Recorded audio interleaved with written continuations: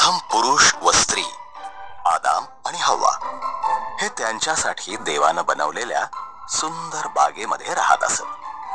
परंतु सैतान एका धूर्त सापाच्या रूपात आला आणि आदाम आणि हव्वा यांना भुरळ पाडली।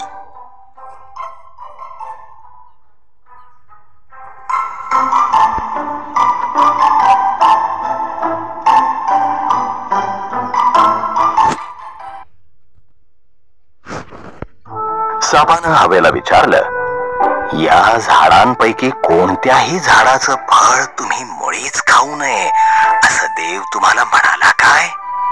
हवेनं त्याला उत्तर दिलं, जर आम्ही मधोमध लावलेल्या झाडाचं फळ खाल्लं तर निश्चितच मरणार।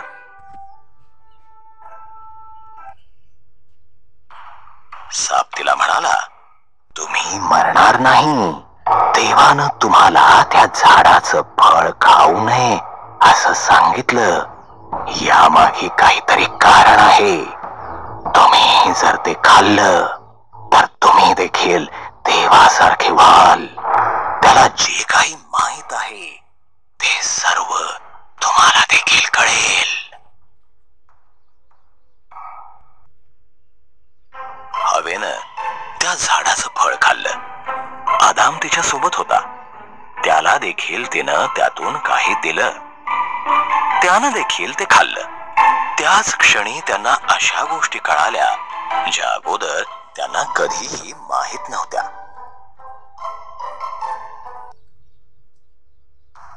त्यांना समजलं की ते नग्न आहेत। झाडांची पानं एकत्र शिवून त्यांनी स्वतःला झाकलं। या अगोदर त्यांना कधीही भीती अथवा लाज जाणवली नव्हती, म्हणून काहीतरी चुकलं आहे हे त्यांना कळालं।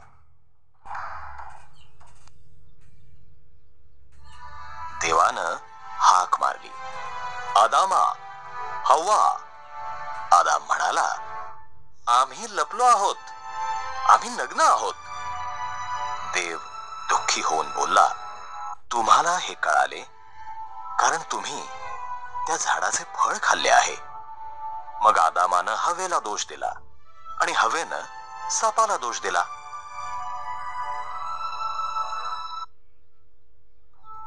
देव म्हणाला, अरे सापा, तू यापुढे तुझ्या पोटावर सरपटत चालशील। स्त्रीचा पुत्र तुझा पराजय करील।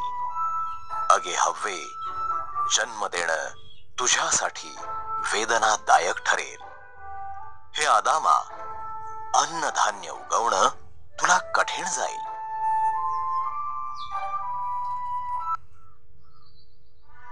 मग देवानं आदाम आणि हव्वा यांच्यासाठी वस्त्र बनवली आणि त्यांना त्या बागेतून बाहेर काढलं। त्यांनी परत तिथं येऊ नये म्हणून अग्नीची तलवार हातात असलेल्या देवदूताचा पहारा ठेवला।